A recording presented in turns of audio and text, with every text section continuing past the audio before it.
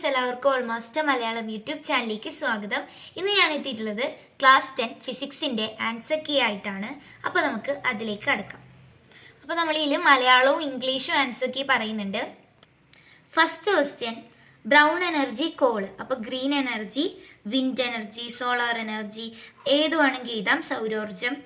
ഇനി രണ്ടാമത്തെ ആൻസർ വരുന്നത് മയോപ്പിയ, ഹ്രസ്വദൃഷ്ടിയുണ്ട്.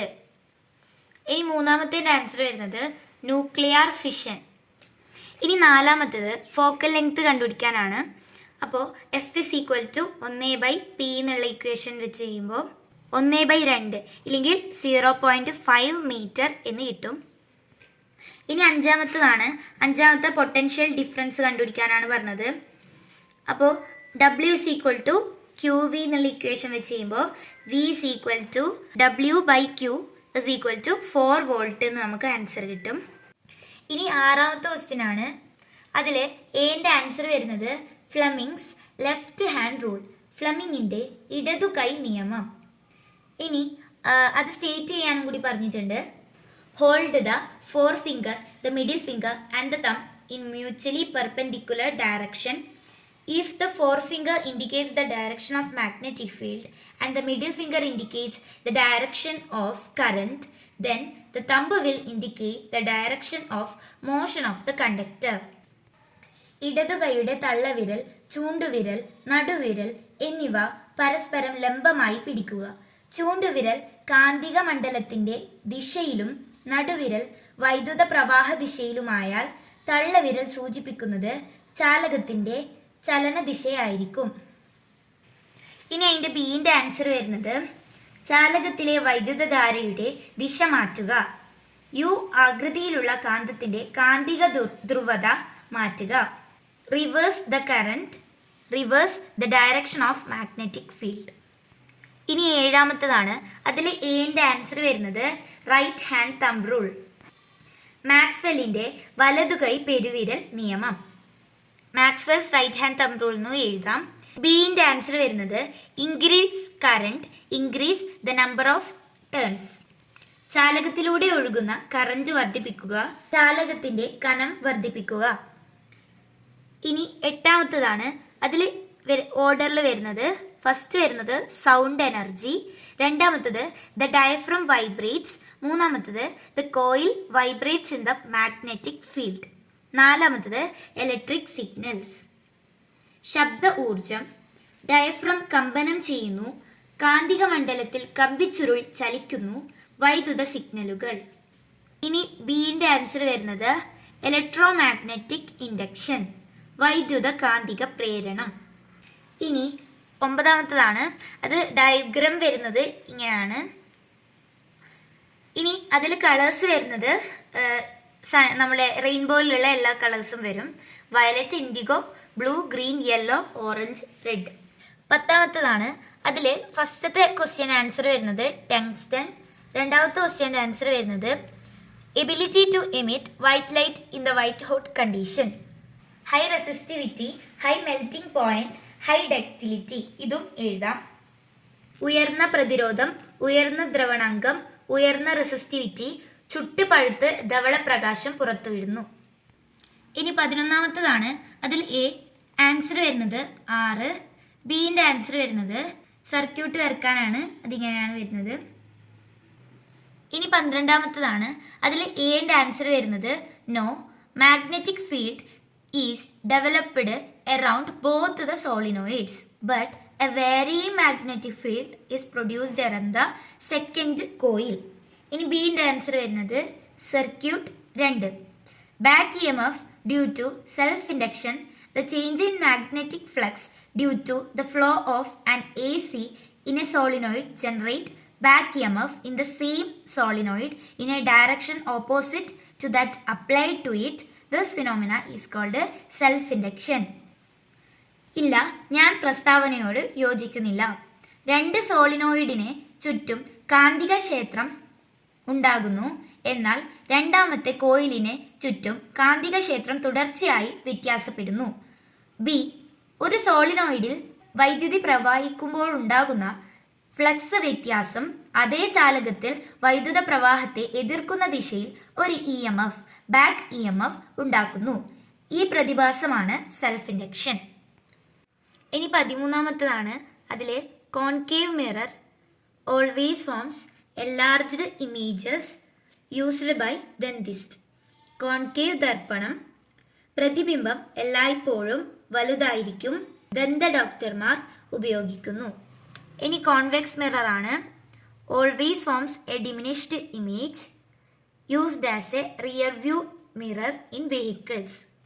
കോൺവെക്സ് ദർപ്പണം പ്രതിബിംബം എല്ലായ്പ്പോഴും ചെറുതായിരിക്കും വാഹനങ്ങളിൽ റിയർ വ്യൂ മിററായി ഉപയോഗിക്കുന്നു. Plane mirror the size of the image and the size of the object will be equal to see the face. സമതല ദർപ്പണം പ്രതിബിംബത്തിൻ്റെ വലുപ്പവും വസ്തുവിൻ്റെ വലുപ്പവും തുല്യമായിരിക്കും മുഖം നോക്കുന്നതിന്. ഇനി 14ാമത്തേതാണ്. അതിൽ A ഇങ്ങനെയാണ് ഡയഗ്രാം വരേണ്ടത്. യഥാർത്ഥം തല കീഴായത് വലുത് 2Fന് അപ്പുറം ഉണ്ടാകുന്നു. ഇനി 15ാമത്തേതാണ്. അതിൽ A what is calorific value എന്നാണ്. Calorific value of a fuel the amount of heat liberated by the complete combustion of 1 kilogram of fuel is its calorific value. കലോറിക മൂല്യം. 1 കിലോഗ്രാം ഇന്ധനം പൂർണ്ണമായി കത്തുമ്പോൾ പുറത്തുവിടുന്ന താപോർജ്ജത്തിന്റെ അളവാണ് ആ ഇന്ധനത്തിന്റെ കലോറിക മൂല്യം. ഇതിന്റെ unit kilo joule per kilogram ആണ്. ഇനി B ചോദിച്ചത് കംപ്ലീറ്റ് കമ്പ്യൂഷൻ നടക്കാനുള്ള ഫാക്ടേഴ്സ് ആണ്. The solid fuels must be dry, liquid fuels must evaporate easily, the ignition temperature should be attained, sufficient oxygen must be available for burning. ഖര ഇന്ധനങ്ങൾ ഉണങ്ങിയതായിരിക്കണം, ജ്വലിക്കാനാവശ്യമായ താപനിലയിൽ എത്തിച്ചേരണം, ജ്വലനത്തിന് ആവശ്യമായ oxygen ലഭ്യമാവണം, ദ്രാവക ഇന്ധനങ്ങൾ പെട്ടെന്ന് ബാഷ്പീകരിക്കണം. ഇനി സീൻ്റെതാണ്. Characteristics of good fuel should be easily available, should be of low cost, should have a high calorific value. എളുപ്പം ലഭ്യമാകണം, ചെലവ് കുറവായിരിക്കണം, ഉയർന്ന കലോറിക മൂല്യം ഉണ്ടായിരിക്കണം, കത്തുമ്പോൾ അന്തരീക്ഷ മലിനീകരണം കുറവായിരിക്കണം, സംഭരിച്ചു വയ്ക്കാൻ പര്യാപ്തമാവണം. ഇനി 16ാമത്തേതാണ്.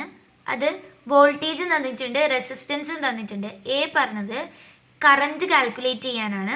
അപ്പോൾ I = V/R എന്നുള്ള ഇക്വേഷൻ വെച്ച് ചെയ്യുമ്പോൾ 230 ഡിവൈഡഡ് ബൈ 460. അപ്പോൾ നമുക്ക് 0.5 ആംപിയർ എന്ന് കിട്ടും. ഇനി B പവർ കണ്ടുപിടിക്കാനാണ്. അപ്പോൾ അതിന് വേണ്ടിയിട്ട് VI എന്നുള്ള ഇക്വേഷൻ ഉപയോഗിക്കാം. അപ്പോൾ 230 × 0.5 നമുക്ക് 115 വാട്ട് എന്ന് കിട്ടും. ഇനി C ഹീറ്റ് കണ്ടുപിടിക്കാനാണ്. താപം കണക്കാക്കുക. 10 മിനിറ്റ് എന്ന് പറഞ്ഞിട്ടുണ്ട്. അപ്പോൾ അതിനെ സെക്കൻഡിലേക്ക് ആക്കുമ്പോൾ 600 എന്ന് കിട്ടും. അപ്പോൾ ഹീറ്റ് = P × T എന്നുള്ള ഇക്വേഷൻ ഉണ്ട്. അപ്പോൾ അത് വെച്ചിട്ട് ചെയ്യുമ്പോൾ നമുക്ക് 69,000 ജൂൾ എന്ന് കിട്ടും. ഇനി 17ാമത്തേതാണ്. അതിൽ എൻ്റെ ആൻസർ വരുന്നത് പ്രൈമറി കോയിൽ. പ്രൈമറി കോയിലിൽ കനം കൂടിയ കമ്പിച്ചുരുൾ ഉപയോഗിക്കുന്നു. കാരണം പ്രൈമറിയിലൂടെ കൂടുതൽ വൈദ്യുതി പ്രവഹിക്കുമ്പോൾ കമ്പിച്ചുരുൾ ഉരുകാനിടയുണ്ട്. ഇത് തടയാനാണ് കനം കൂടിയ കമ്പിച്ചുരുൾ ഉപയോഗിക്കുന്നത്. Primary coil is made of thick copper wire. Thick copper wires are used in a transformer where current flow is higher. So it may be led to the melting of wire to reduce the thickness of the coil increased. ഇനി ബിന്റെ answer വരുന്നത് when an AC voltage is applied to the primary coil, it creates a varying magnetic field in the core. The magnetic field induces an AC voltage in the secondary coil due to mutual induction. Primary കോയിലിൽ AC പ്രദാനം ചെയ്യുമ്പോൾ പ്രൈമറിയിൽ വ്യത്യാസം സംഭവിക്കുന്ന കാന്തിക മണ്ഡലം ഉണ്ടാകുന്നു.